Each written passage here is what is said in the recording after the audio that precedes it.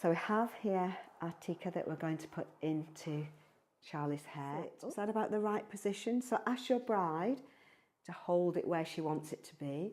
And then what we need to do is just hold it a little bit further forwards for me. That's it. And just bring your head back.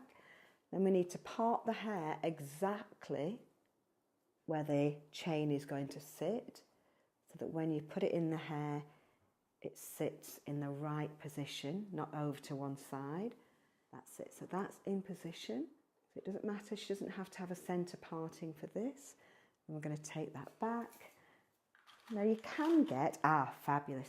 You can get some lovely curved grips that just sit and they fit the curve of the head. But I don't have any of those on me today. So I'm just going to use my regular curvy grips. And remember, we've got that little bit of backcombed hair just at the back here. Charlie's keeping hold of that, the front of the tikka, so it stays in position. And we're just going to put a couple of grips just across the back to hold it in position. And you just go over the top and crisscross those grips across there. A little bit of backcombing on here.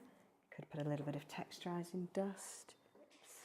So I'm still using my grips, and we're just going to bring this hair back around and just see what the hair wants to do and go and work with the curl. It always makes your life much easier if you see where the hair wants to go, and then we just go with the flow. So the finishing touch is we don't want the tikka to move around.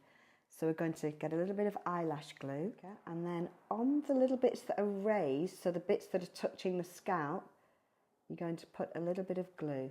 Now this is a dark glue. Normally I would use a light glue because it goes clear, but I couldn't find my light glue, so we're using the dark glue.